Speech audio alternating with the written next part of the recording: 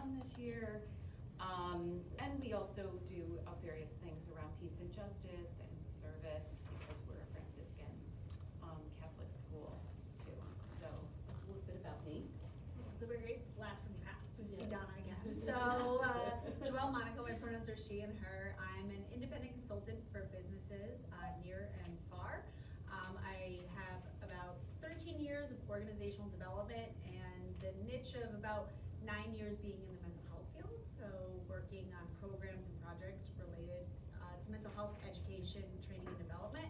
So really my goal when I work with businesses is to focus on people, processes, and then performance.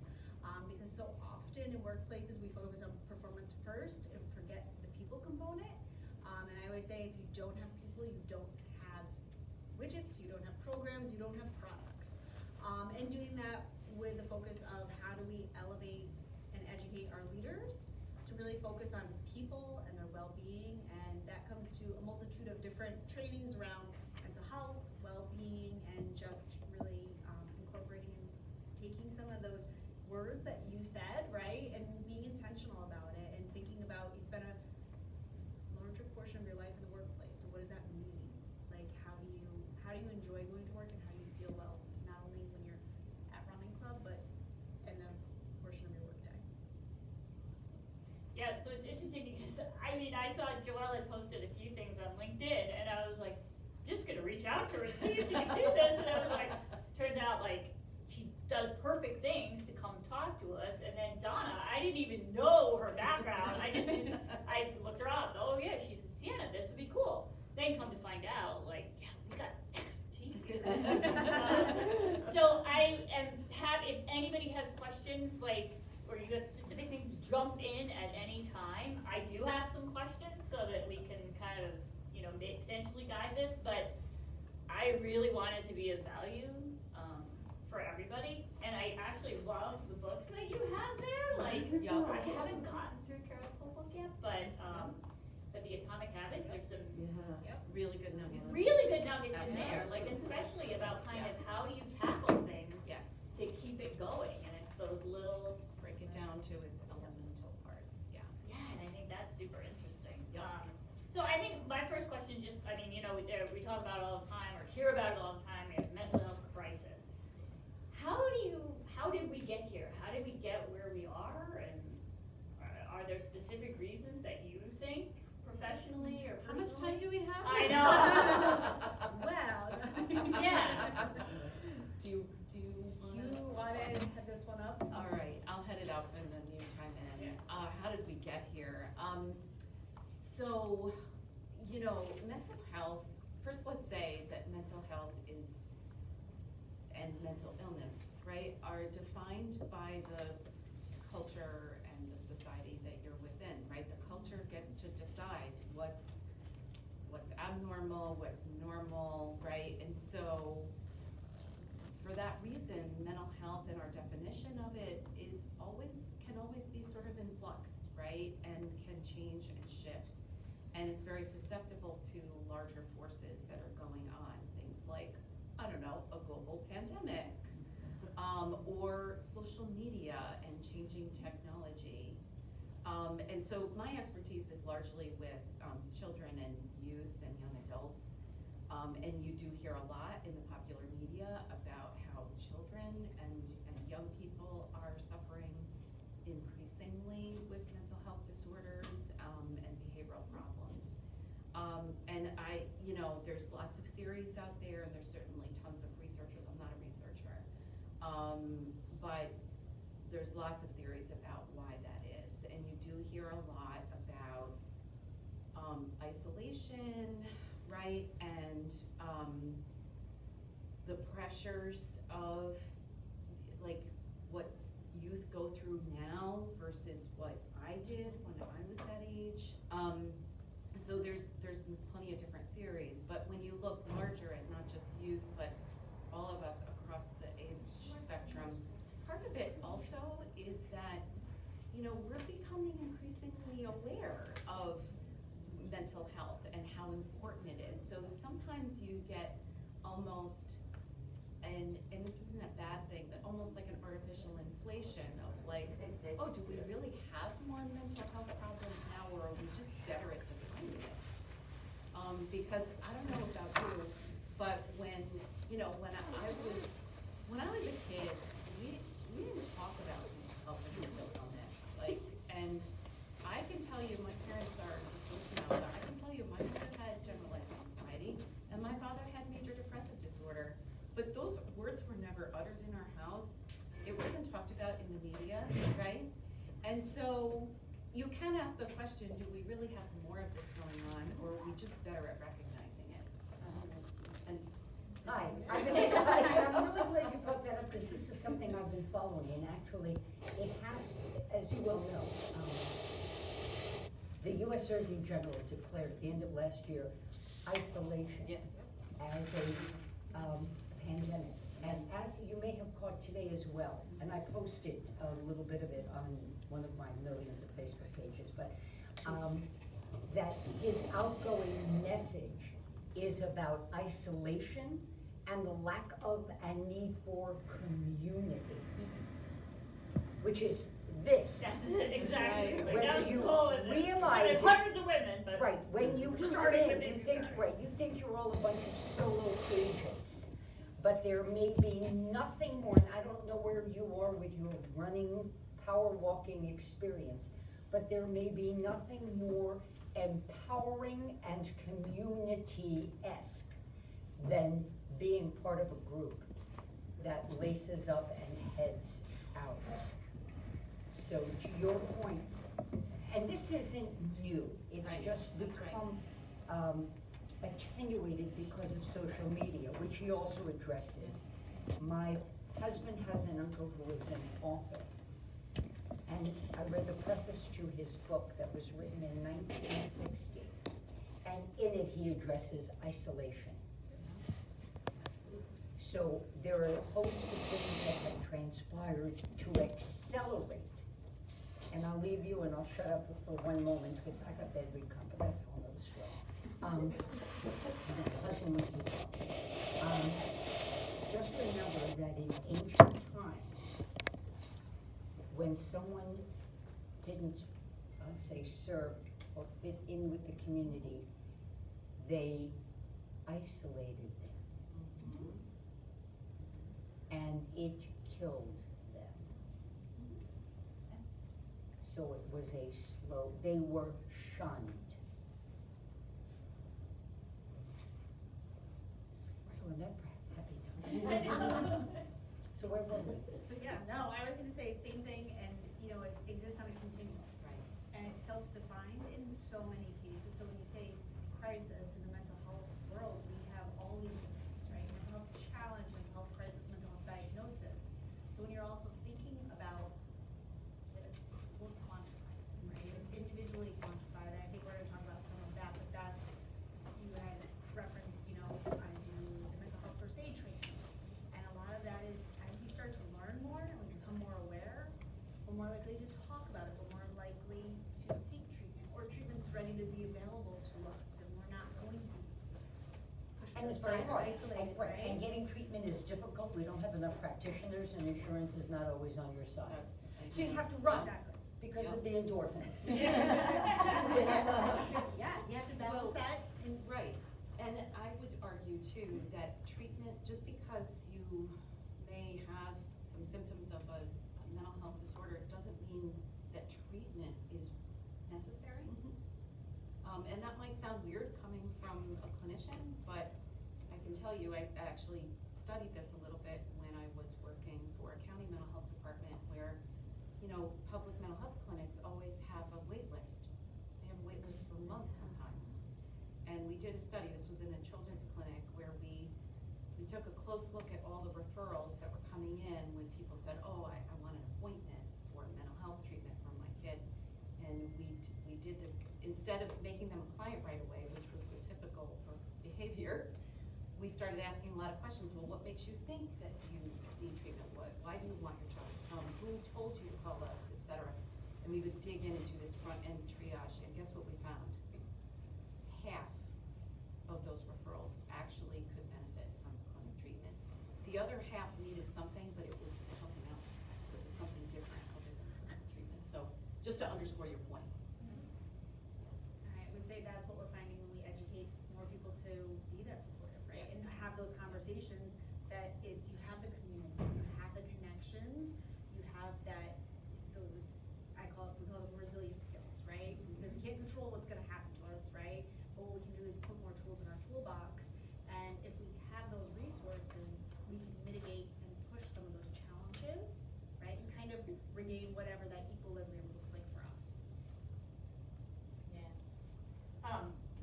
I think it's so interesting, and it's, I think, something that I kind of struggle with. So, we have the training challenge. What a great community! How do you speak about it without, you don't wanna say, if you got mental health issues, come join the training challenge, right? But you wanna be there, be supportive, because, like you said, like, for some people, just doing that might be enough. Right. So it's like the terminology, how do you speak about these things? I'm gonna jump in just for a second, go back to a word I used earlier. It's community. Mm-hmm. You know, if you are looking to be part of a community, non-judgmental. I think, can I just throw something in here too? Yes. I think it's also, like, destigmatize the whole thing. So I proudly put my hand up and say, yeah, I mean, or happy to share is, I mean, running has saved me because of depression. I mean, it is what and the reason I say like the survival, this particularly years, because I have an injury. So my medication is I'm not getting right now. So it's that balancing act. But I think even being able to articulate that and share that and say, there are a lot of us out there that this is our drug. Yes. And it's not just the endorphins or we're addictive, because then there's that level, that's a whole other thing. But, it really is good medicine. Yes. And, I think if people can see that, like you said, sometimes there's a choice and it's like, medication isn't always the solution. That's right. It may be just physical activity. And the literature backs you up on that. Yeah. The literature demonstrates that I know, I for read a lot. anxiety Because it has, and it's depression. Yeah. It's amazing, But yeah. it's not only the activity, it's who you're doing it with. Yes. Right. Community. Yes. Right, not just going out alone. Social support. I like to drug myself No, alone but too, you- but No, I but like, agree. it's nice, Yes. like I walk alone, but it's nice when Michelle Yeah. and I get together. Oh my gosh, that feels like Yeah. magnifies it, right? Yeah. Cause We I can- we agree all can that do it it's like my alone. therapy, Right. basically. So to your point though, Well, Kristen, I think it's difficult to offer I am. engagement as a treatment, plain and simple. So we find the language around it. The language of engagement, the language of community, the language of fitness, the language of belonging, the language of where everybody knows your name. Why was Cheers so popular? Because everybody knows your name, and they know your peccadillos, and they accept them. You know, I get it, the joke in my house is, I know when I'm in trouble when I can't run enough miles. You know, and as a kid, my mother once said to me, I said, they don't know who lived in their house, but my mom knew enough to say to me one day, Benita, get on your bike. Well, my husband says it all the time. Right, it was before running, just get. Basically, I think she was really saying, leave me the F alone. But the point is, it's like a Chinese menu, food menu. It's a little for me and a little for me. So you're looking for people who get you? Check. You wanna move a little bit? Check. You wanna make sure that when you stand up, whatever comes up behind you stands, moves when you move and stops when you stop moving? Check. You don't wanna spend a lot of money? Check. Do you want to age gracefully? Check. You wanna slow the aging process? Check. Should we continue? And what you just That said was about so the money is, we were talking about this before, when you break it out into 11 weeks, and you're saying like $5 a week, Yeah, what else What do you can get you for do that? for $5 a Yeah, week? right? Yeah. For less than a cup of coffee each Yeah. Yeah. time, right? You get to belong, Can so I, that's. but unfortunately, Yeah. there's people that aren't doing that though, cause I was talking to somebody at church on Sunday and she wanted to get out there and walk and do stuff. I said, well, I told her about the training challenge. And she contacted me the next day and said she wasn't interested. I suspect that initial sum of money and her not breaking it down. Right, it was like, Yeah. We can never fix penny wise and pound. No, but you really have to break it But down, we were like this just, is the we were amount of just time. thinking about that Mhm. in a different way today, when we've Yeah. been walking and talking. I was gonna say, I've started running for stress relief. Mm-hmm. And I always thought of it as being a solitary activity. Mm. So I like that you're talking about community because I've never really thought about it that way. I keep thinking of those, do you remember a few years ago, there were the credit card commercials? I think it was for a credit card and it was like, trip to Disney, $1,000. And something like, spending time with your family, priceless. Yeah. It's, I'm envisioning that, Kristen, for your Yeah. marketing, right? Yeah. Like, That new would pair of work. sneakers, $150, whatever, running gear, blah, blah, blah, right? Yeah. But, Right. and then you get a sense of Peace of community, mind. peace of mind, all this, whatever. Yeah. Priceless. And sometimes, I run alone, and there's calmness to it, there's a calm, but whenever I'm running alone, and I've done races by myself, I've never been alone. No, I Yeah. have this huge community around me, I know, they're cheering me on from a distance. And Yeah. that's why Yeah. this race is so awesome because of the community that's Yeah. there, yes.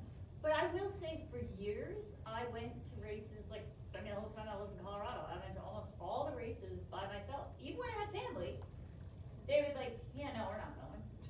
And the boys were little then, but even when my boys were not so little, they didn't go, I went by myself. And half the times, I didn't know people at the race when I did stuff then, because I did train on my own, I trained some people at work, but they didn't necessarily do the race. So then I did not feel that sense as Right. much, right? So it is interesting, because you can do it with a group, even though you're all doing the same thing, you still may not feel. And I'll never forget the first training challenge, the boys came down with Reed afterwards, and they just kept, when we got home, they were like, Mom, why was everyone hugging you and crying? Because they were like, wasn't that supposed to be a run? Don't you just go run and then have something to eat? Why were they all, and I was like, no, because it was a big deal, So and that's when it was moving here and starting to run, when I got to know more people that did events. Now I go to events and it's like family. But so it's not really good for everybody, so maybe that's a little bit of it too, is you're gonna meet a family that then you go places and you know everyone. Totes agree, and I wanna throw one other thing, so after, when you and I first talked,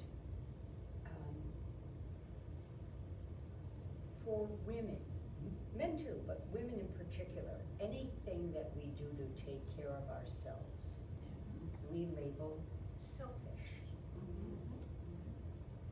So give me the floor for 3 minutes. The most selfish thing any person can do is not take care of themselves, because then they are not fully available to do all they want to do or believe they should be doing. And when you use language like, it's killing me, it is. Our words have meaning and power. And there's interesting research out there that shows the ones you are killing yourself for resent it. Sure, they'll keep taking it, but they know that you're doing that, and then they resent you for making them feel guilty that you are killing yourself. It's a weird little conundrum. Yeah. Oh, but I have to. No, actually you don't. You know, my day job now is I'm a nationally certified health and wellness coach. So I deal with this. Almost every client. Selfish is if I use you only for my purposes and I leave you at the side of the road. That's selfish. But if I engage with you and get something that now attenuates me, that I can give back to you, that's self-care. You all drove here tonight, right? Okay. What happens when the tank does this, as mine is now? I was driving the husband's car, that's the whole story. What do you do? What do you do when it does that? You get gas. Why? What happens if you don't? You won't go, exactly. Now, well, no, now let me ask. When you pull up to the gas station, do you say to your car, that selfish thing I bought tires? No, do you? You've never said that, have you? No. Of course not. But that's what we say to ourselves when we need a breather, when we need to go for a run, when we need that community. So how do we help? We all know people who did. I'm weird. I kept doing all my stuff. When my boys were little, I was like, Well, you were getting going away from and doing a boys, race. so let's be clear. You know, I'm doing all these things, right? So, but I didn't stop and say, well, I have kids now, so I can't. I went to every soccer game, but I might have been walking around the soccer field. I might have been on a bike trainer watching baseball because it's bloody boring.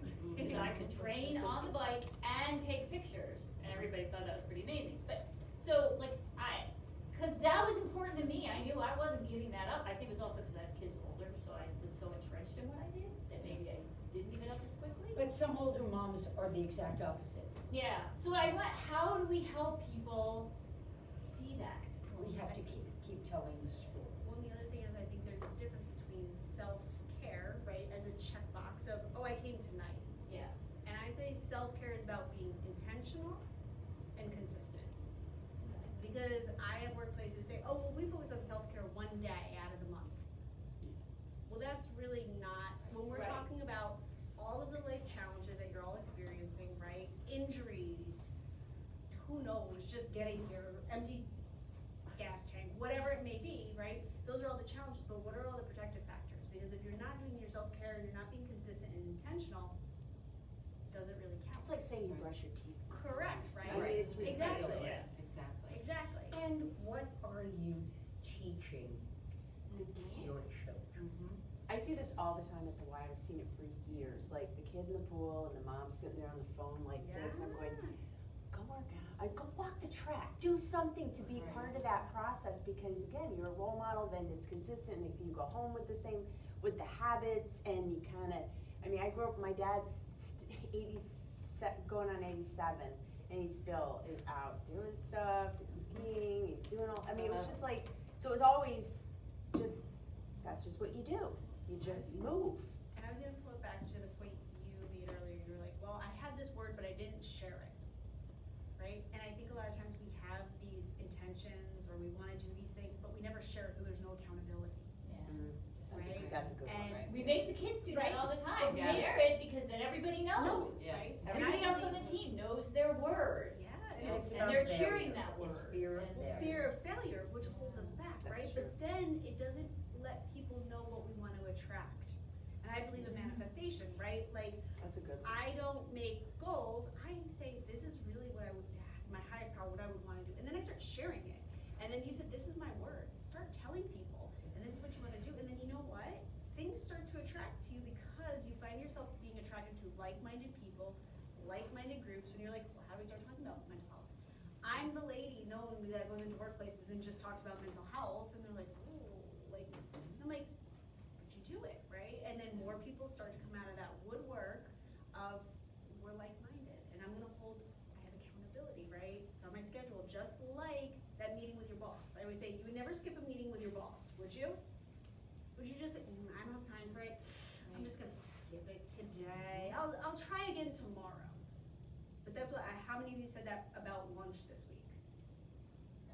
Never. You never went something, Lunch. right, there's something, right? Or not having the chocolate at 9, that. Exactly, alright. Probably But you should know, we're schedule that with easy my to boss. take these self-care things and be like, oh, I'll do it tomorrow. I'll do it tomorrow. And I wanna get back to something you mentioned, Kristen, too, when you said, you know, your boys are playing sports and you're moving, right? Like, I know when my children were little, I would often say to myself, don't have time to exercise, right? I don't have time, because I viewed it as something sort of separate and aside. And I brought this book, and I want to point it out because Katie Bowman, this is Move Your DNA. She talks a lot about how our bodies are not designed to chair sit as much as we do. And she has some really, really interesting suggestions about moving your body different ways. But it's more, you can just sort of reframe the way you think of movement versus exercise, right? Like you were moving while your kids were doing something else, and you were still doing that, providing that responsibility as a parent. You weren't necessarily going to the gym and using machines, but you were finding a way to move your body. And that mentality has been really helpful to me. It was part of what sort of transitioned me out of a period where I was unfortunately very sedentary and had a desk job. And I started this through guidance with a movement coach, actually, that was trained by Katie, to move my body and to use underutilized muscles and to stretch in ways that was just making me feel better. And then that transition to like actual more formal exercise was much easier because I felt better and I felt like I could do that. Yeah. Sitting is, Sitting again, is the killing new us. smoking. Yes. I'm like this with a certain gentleman. I know. No, actually, I've spent quite a few weeks at a nursing home with my aunt, who's, and a lot of it's, a lot of it's self-inflicted, but it's like, I now I'm telling people, go spend a day at a nursing home and see what's sitting on your ass. And the sad thing is, and she's noticing this, and she's 87, and she just said to me yesterday, she goes, there must be a weight limit for the PTs here, or the aides here. And I said, isn't it sad? And they're all like young women, mainly young women. And I said, and the sad thing is they're walking in, I'm going, do you not see what your future looks like? I know, Sitting we'd be here scared to death. with, whether it's diabetes don't or see it. it's bad health, or it's just age, age related. But a lot of these, like my aunts, their generation, they weren't going to gyms and things like that. They were very sedentary. They've lived that way their whole lives. And now she says it. I've done this a lot of it to myself. And it's trying to walk and continue, because her brain is, everything's there. And it's such an eye opener. I know most of us are going through that or have been through that and starting to see all this, but it's such an eye opener in terms of. You just brought the conversation full circle, because then I think that there comes the isolation and the impact Oh, on yes. health and Yes. well-being, right? Yes. And we see highest rates of completed suicide, right? The second highest is in older adults, right? Older adults. So we think of this, individuals completing suicide as, young people. But we see it for a lot of the same reasons we're talking about, that full circle. Can we go back to just the fear of failure? 'Cause I think that, and just for myself, that's a barrier of establishing a goal or picking a race, because I'm not, then I second guess if I'm gonna be prepared for it, I'm not gonna do well for it, so I just think. Oh, I'll get in your head. How do, I need you guys running in my ear more, but I'm just saying, I think that fear of failure, when you had said that earlier, I was like, that I think impacts more people, and sometimes I don't think they see the correlation of how it impacts wellness and your well-being. That's a hard one to drill into. But I'm gonna back it up a little. Humans hate change, and any human who tells you they like it is a liar. We hate change because of the unknown and the potential to fail. So we do things a certain way, even if it doesn't serve us. We think we want to go here, but you got to get across it. In my profession, we call the growth edge. Woo! I know what this is, whether it serves me or not. This may be better, but I'm not sure how I'm going to get there and how I will respond when I'm there. So how do you get across the growth edge? And that becomes pro and con list. What's the pro of signing up and doing the race? What's the con?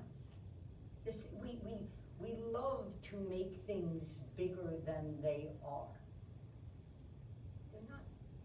So whenever you're facing a growth edge, it's not an obstacle, I hate using that word, it's a growth edge.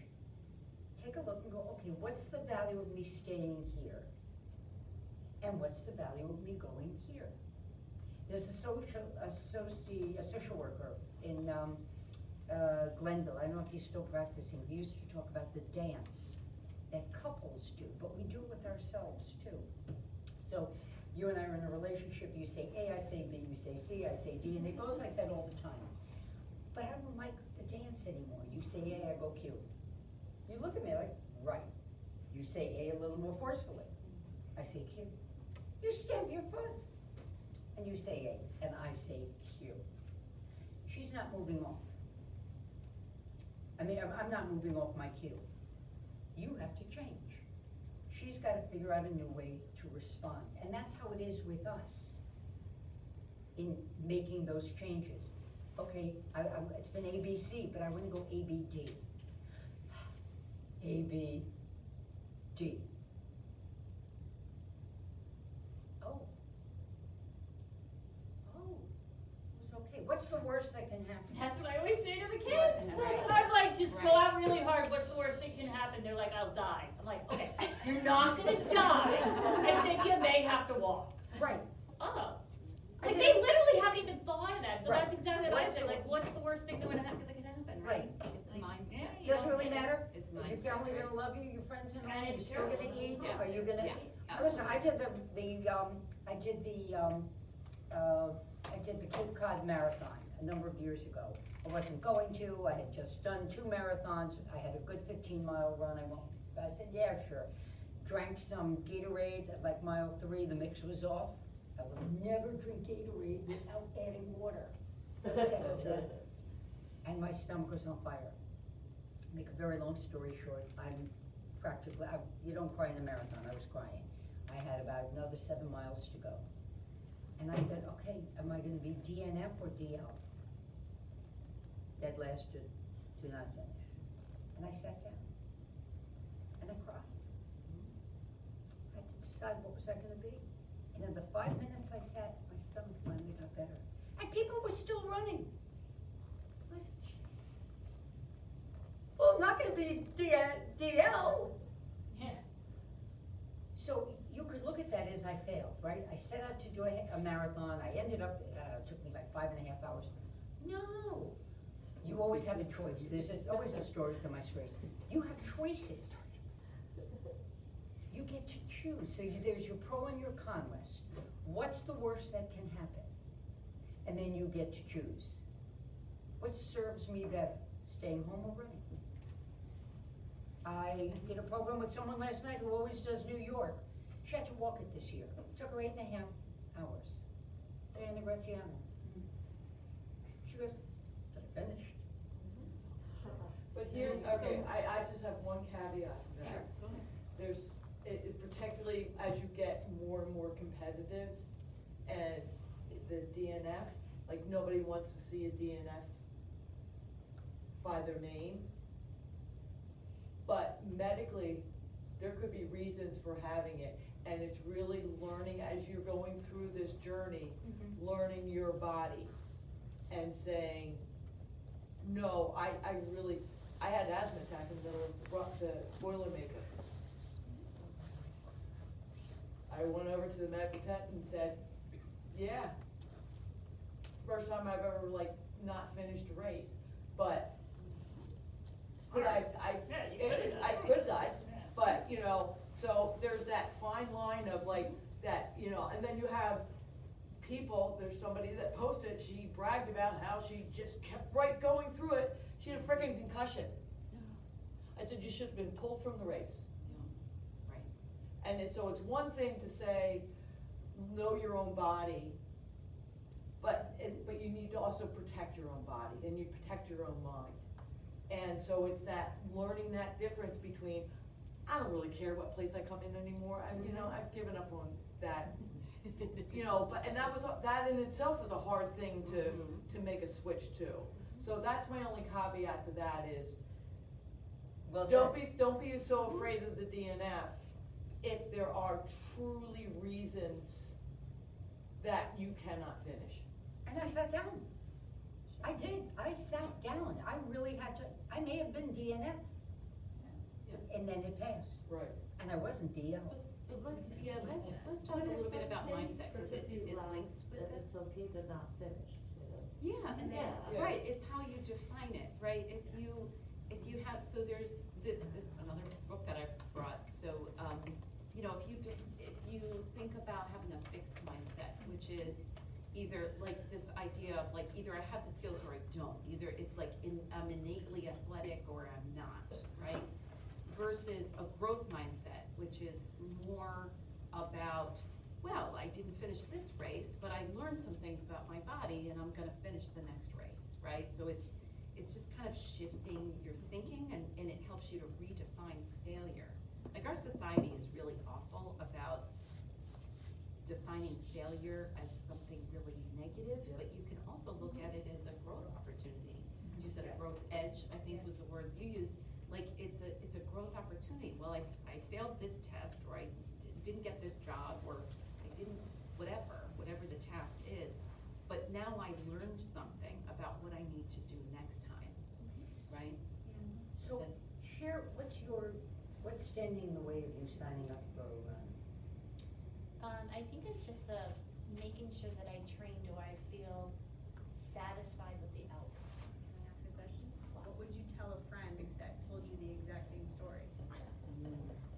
Bingo. I Yeah. can't answer that question. Well, and the reason why I ask is, you know, the person we talk to the most is ourselves. Right. True. And the inner dialogue is what holds us back from most things, so, you know, a practice that I tell people a lot of times is when they're having these challenges, right, or coming to this edge, really take a step out of your own skin and think about this from a third person.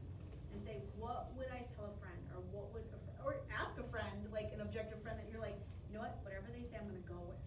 Right, like I trust this person, my sister, sometimes I'm like, I know, and she's like, just do it, I'm like, okay, fine, let's go, right? But I have that trust relationship, because I think the other piece, and circling back to what you brought, is we as adults struggle a lot with identity and what quantifies us, and that impacts our mental health so severely, because you said I have an injury, right? That impacts us. When you see that note that, I'm not a runner, I only run to Marshalls and to Stewart's, whatever those letters are. But right, like, what does that say about me as a runner? Right, Right? who am I? And then when we have, right now in the workforce, we have a lot of people that are retiring, and they're like, well, I was at XYZ, Yeah. now who am I? Yeah. Right? That girl's like, So, okay. we have to really Yeah, take a that's step what I'm back talking about. I know. and like identify like what is it that we associate with, because sometimes you're so much more than all of those things. Right. So like looking deeper, like who are you? Like who inspired you? What anything is what you try at it, right? And sometimes we learn a lot from maybe not achieving what Sally or Jan put on Facebook, and who cares about that? To hell with them. Well, and it's also, you know, is it a time goal that you would have? No, it's the physical ability concerns, cause I like doing triathlons, but I've never done like a full triathlon. Well, Well, define what full do you triathlon. have? You have to define full. Well, Yeah. I've done like sprints and. And So that's a that's a triathlon. triathlon. Or that, I'm talking about like I'd say it's totally with all the different. miles, that's Yeah. where I would be Why like- do you A want to? sprint is harder than a full triathlon, in my Yeah. mind, Well, the in my longer you mind, go, the slower you go, so it's actually I way hate easier. those short ones, they hurt. Sure, you have to do that. Ah. You know, But there was But an I mean- Olympic I mean, triathlon so I was you gonna just- register you for, just but have- then I didn't because one of the climbs was a class 5, and I was like, I Oh, don't you think don't I look at that ahead of time, you sign up, and then you learn about it later. And then you eat. Come on, none of us The would goal sign up is for cross the anything. finish line and eat. Look, I'm gonna tell you 2 stories, because I'm just, you know, I Don't can. hang out with Annette and I, You'll sign up for everything. Yeah. Sprint No, insurance. And then you take it apart, What? You'll you've done never do an triathlon. iron. I did a sprint, I did the triathlon. Why? I was a swimmer in high school. That was my thing in bike riding. Running, I came too late. Did the triathlon Y, and I started taking my goggles, crappy, I guess, and I'm taking water in. I finished the, like this, and they're going, oh, look, she finished swimming, I got you. And I go out and I get on the bike, 2 old ladies sprung from the nursing home, I pass a load of people, you know, I think it's the last ride that bike ever did, and then I run, and it's great. Good, what do I sign up for next? An Olympic distance. Oh, it's a drug. Okay, It's- why not? It's a drive. I get in the water, you know the end of the story, I get out about 200 yards, it's the most beautiful day in Lake George, and I've had a panic attack. It's not uncommon. I freaked out, and I knew what was happening, and I couldn't fix it. I wait, and now the next wave is coming, there's this little head swimming, and they're all going by me like animals. I stayed in the water, because I had a game plan, and this is the lesson, the game plan was, you, in the canoe, come here. I know I can hang on. He can't advance me, I can hang on. And I finished the swim, I hung on a couple of times, and I got out of the water, and I sobbed for 10 seconds, because, oh my God, I could have died, but I survived. And then I sobbed for 10 seconds, because I went, what did you do? And I got out, and the rest of the race I had more, it was the most ridiculous, I didn't take my water, my food with me, I mean, I stopped on the big hill, she wanted a picture. I took pictures, I got a honey stinger. The fact is, I finished. So if everything had gone well, I would have had no story. It would have just, yeah, I finished. I finished, middle of the pack. And we have been, I would tell you, every race I've been in, I've seen people off of their bikes walking up hills. That's what I So was thinking. that's the worst thing that's gonna happen, What's right? the It's worst? like, you get off your bike and you walk up the hill. I've also had way too many beginner cyclists get off their bikes in the middle of a steep hill and then decide, oh, I'm ready to go again, and just get on and start biking up. I can't do that. Like, to me, I'm just like so impressed. But they don't know any better, that it's actually hard to start on a hill. So they just get on the bike and go, right? So that's the thing, like, so I think it is, and we talk about it with the kids a lot too. It's like you have your goals, and then you think about, okay, so what are the challenges, and what are the what ifs, and And you think making about, a okay, game plan so for that. I'll do this, I'll do that, I'll try this. And the I'll other try thing, that. you know, so when we're coaching, especially the swimming portion of it, we had this one woman, it was so funny, we were talking to her, and I'm like, you know, you could tell that she would like panic, and I go, oh yeah, I panic, you know, and she could see that I was a swimmer. I'm like, I just have you know, so we always talk about, what's your plan? When that panic attacks, what's your plan? Flip onto your back. I once did a race, the water was so cold, it like shocked me, and I never got over it. I probably did half that race on my back. Carol, I was I watching the championship in New Zealand, the 70.3 that Kristen was Oh, there was at. a woman And I was walking watching the pros, and they said, oh, World something's going on, and one of the pros turned over on her back, the water was really cold. And it was like, and then they started explaining how it's a physiological response. It doesn't matter who you are or how good you are. This is a pro who turned over on her back Crap and happens. had to wait a second to catch her breath. Yeah, Yeah. and So I think it's part of this community thing in terms of sharing, because I had a similar, before I started triathlon, I had someone, it freed my mind. I had this idea that I had to know how to do freestyle really well to do triathlon. And I spoke to, I can't remember her name now, she was ranked in the country, like in the top 100 in the middle distance. And I said to her, I said, well, I'm not gonna go up on a lake, but I'm not a swimmer, I didn't swim in a pool. She looks at me, she goes, you just gotta get through that swim. She goes, fucking doggy paddle if you have to. She goes, I said, are you serious? She goes, you don't have to do freestyle, you can do whatever you need to get through it. And I said, Right. is that true? Are you serious? She goes, yeah. It freed my mind, and it liberated me so much that because I fear failure big time of so many things, and it kept me when I was younger. I'm getting better at it now, but it like kept me from doing a lot of things. And now I practice that all the time. Is it going to kill me? No, it's not going to kill me. It might kill me, but it's not going to kill me, and I get more out of it because it's so exciting. And we'll be doing something fun if it does kill us. But long-winded way of saying it's a good thing to surround yourself with better And you have the best athletes. stories. Because you can learn from the everything better goes perfect when athletes you have that them. not everybody's that Right. good Yes. about. But There getting is no back, story. getting back You have to a plan. getting back to this, Yeah. so we were talking to this woman, we're like, oh yeah, I've panicked, absolutely. So so what are you gonna, what are you gonna do? She came up to us later on, she goes, that released her. Just her knowing that somebody who was a swimmer has had that same feeling and got through it.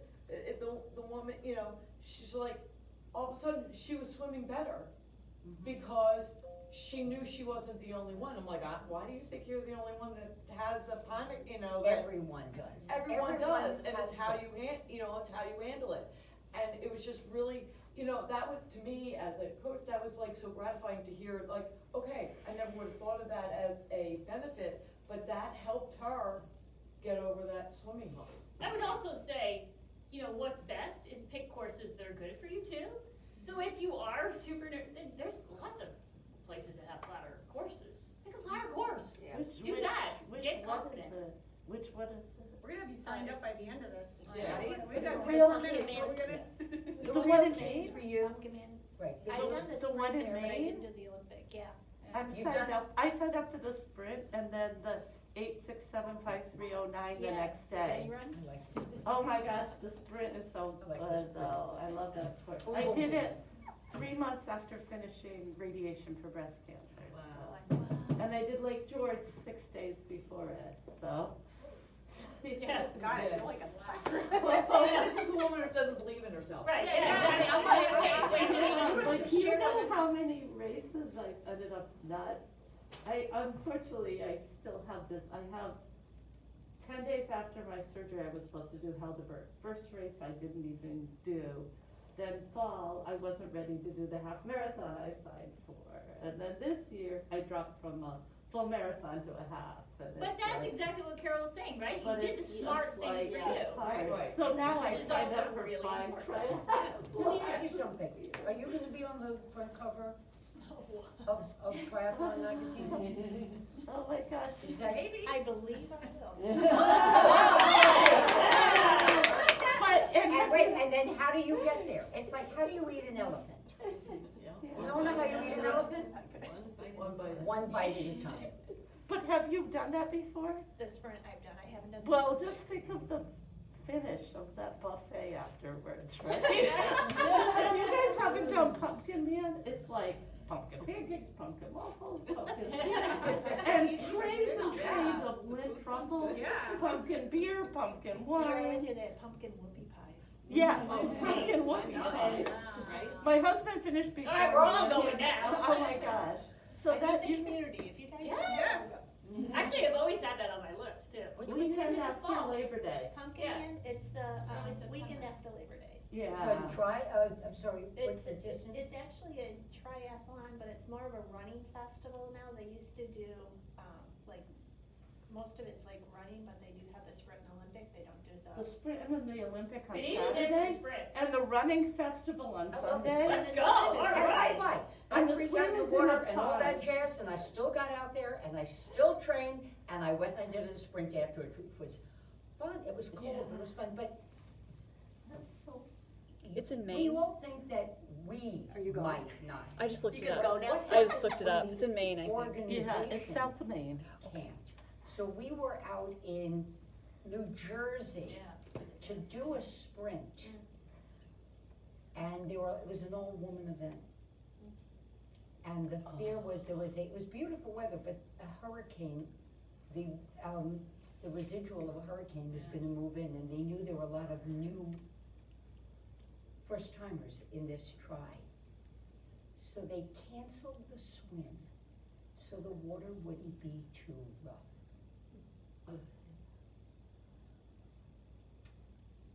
And then you had the choice to run twice on a blazing hot Please don't day. cancel this win. And did I mention the wind?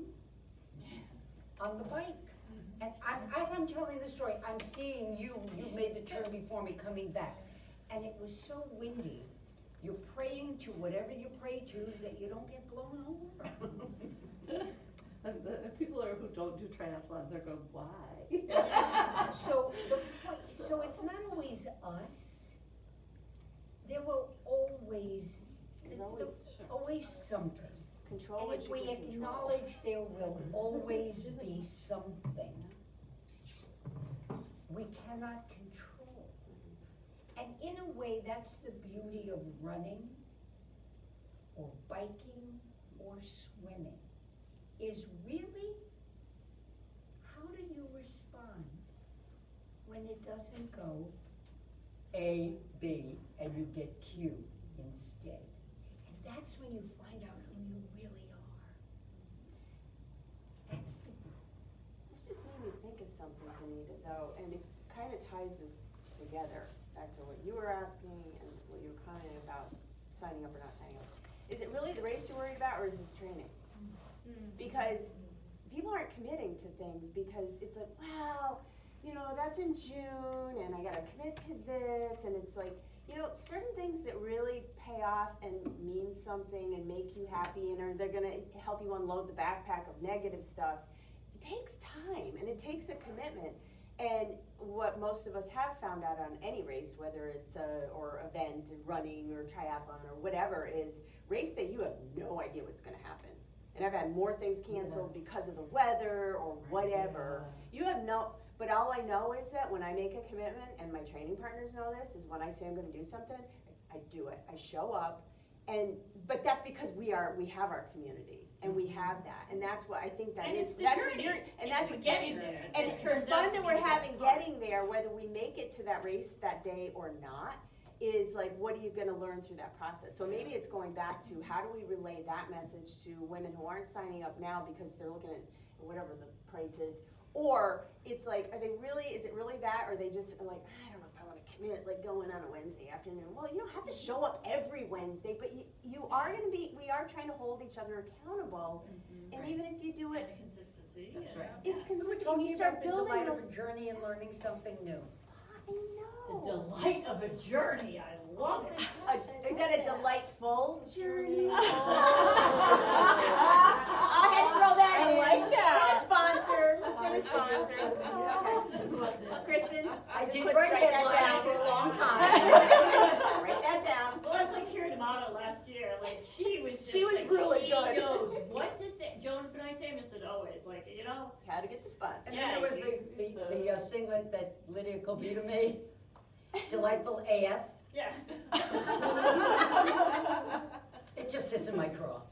I don't know how and where I can ever wear it. I wore it in New Zealand. What's that? I wore it in New Zealand. Did you? Oh, Delightful and friendly? That's what. There's that's one what I AF do in someone the- asked. That's what AF stands for. And by the way, I think I got into Brooklyn, the half.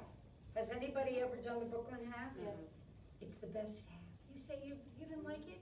No, I liked it. No, it's fine. It's just that part on the highway, when you're going towards. Down Colonial. Ocean Parkway. Yeah, you're going down Ocean Parkway, it's a little boring. Yeah, it But- just does this, but The finish is up on the boardwalk, that's so fine. right, you know, you do this run. Now, am I in any shape right now to do a half marathon? No. Is that the one in March? Can I fartlek it? Damn straight. You all know about fartleks, don't you? Anybody not know about a fartlek? Run.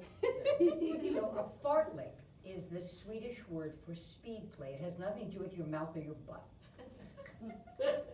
Speed play. I didn't know where you were going with that. Remember, they paid me to say penis and vagina on television, so you never know what I'm gonna say.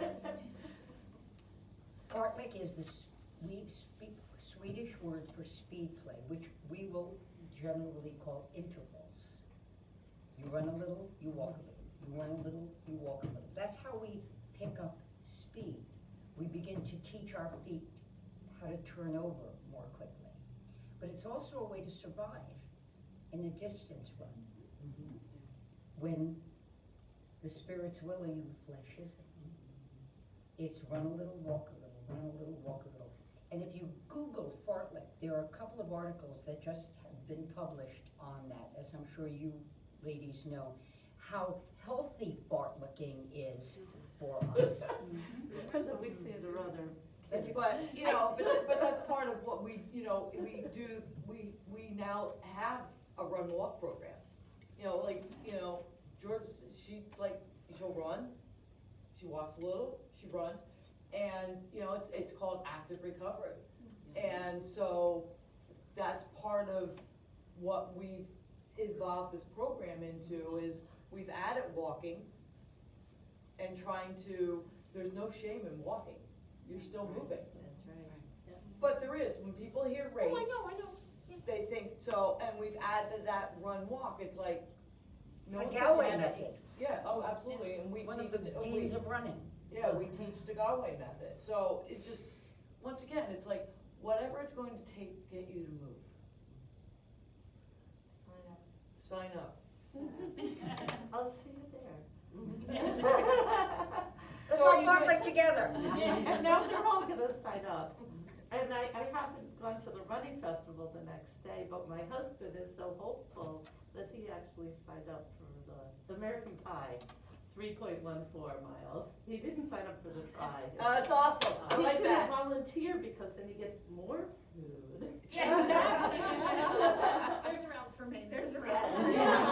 Tell us a little bit about the first aid kit, Yeah. like that, yeah, I think this is. I do have some, pieces, but there's a training, it's called mental health first aid. How many of you are CPR certified? Alright, a lot like CPR, but all around mental health. It's about recognizing signs and symptoms and also implementing practical application. So recognizing signs and symptoms that might be developing in ourselves or in someone else, and recognizing how do we start a conversation? How do we make a referral? And it's an 8-hour course. It's certified through the National Council for Mental Wellbeing.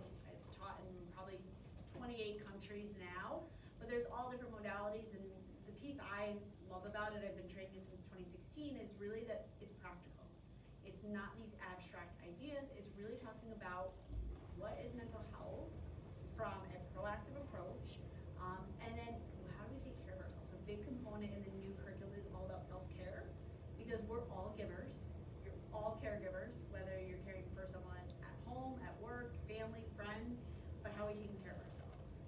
And, we said, we talk about mental health a lot more, and you said, well, how do we start talking about it more? How do we be that person, right? It's getting trained, it's recognizing those signs and symptoms, so that we can get people to treatment or recognize it sooner to put tools and resources in our toolbox and get more consistent, So how have you like nailed, so I worked in the construction industry for 40 odd years. Good one. It's getting better, Yep. but it's, so something like this, have you approached like the unions and, because it's coming out there more as, but have you approached, sorry, off topic here, but I still care about my industry. Yeah, no, I come at it from that perspective, from the occupational safety component, right? I work with some occupational safety sides because that's the way we get it. But I have a dear colleague out in California, and he owns a plastering company.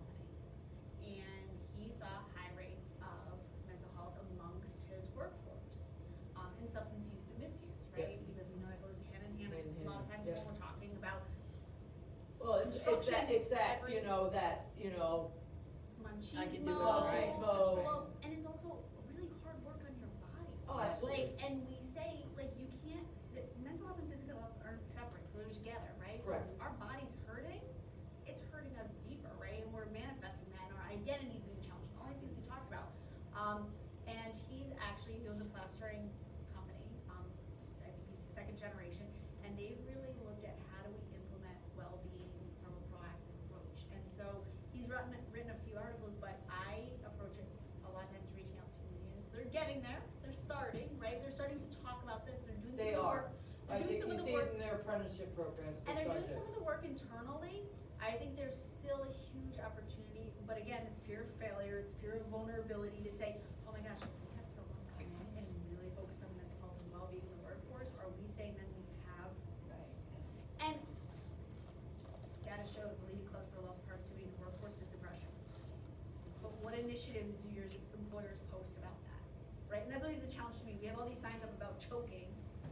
Well, But so there's they, choking, so right? it's there, but it's lip service. Yes. And, to me, it comes from getting the owners who grew, who have Yes. raised these, built these companies and, especially Albany being, it's mostly family-run businesses. Well, they're starting to, we were just talking about this, they're starting to feel the pressure on the workforce side. We have younger generations Yes. coming in, holding higher levels of accountability, asking, mental health is covered in the Americans with Disabilities Act. generations are advocating for from all sectors.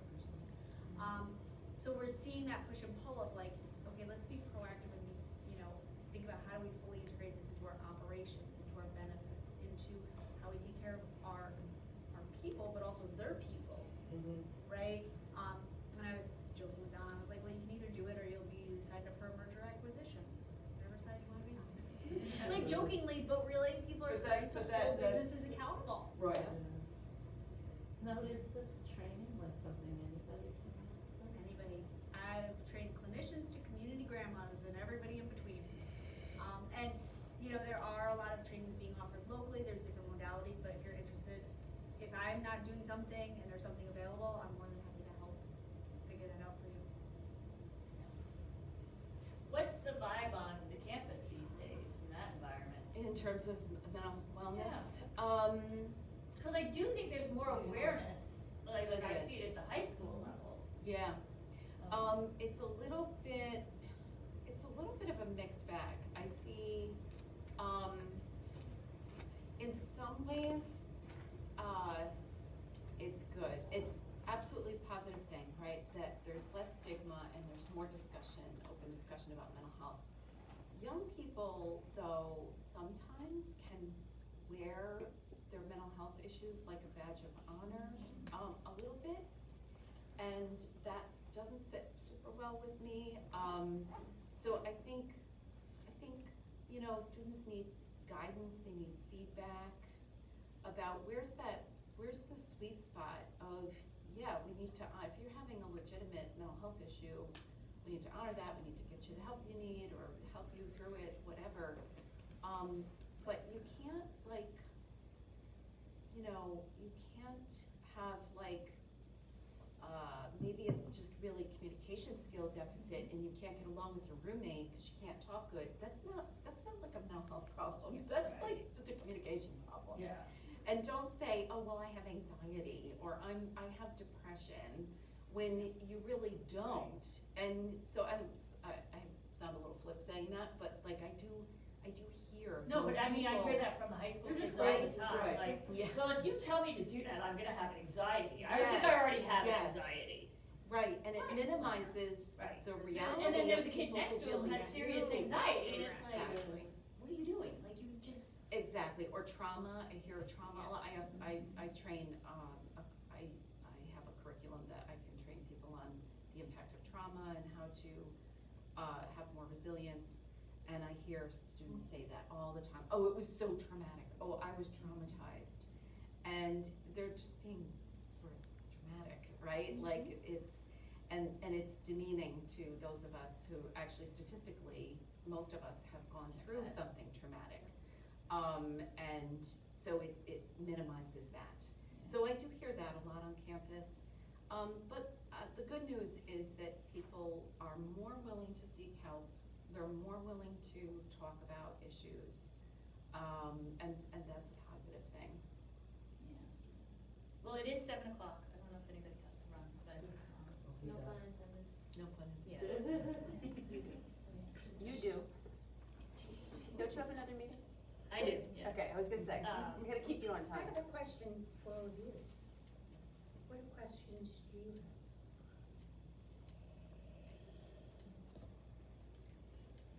How do you do it all, Benita?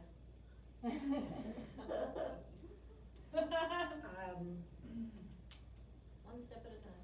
Yeah. One later. Yeah. Eat me up. And a good dose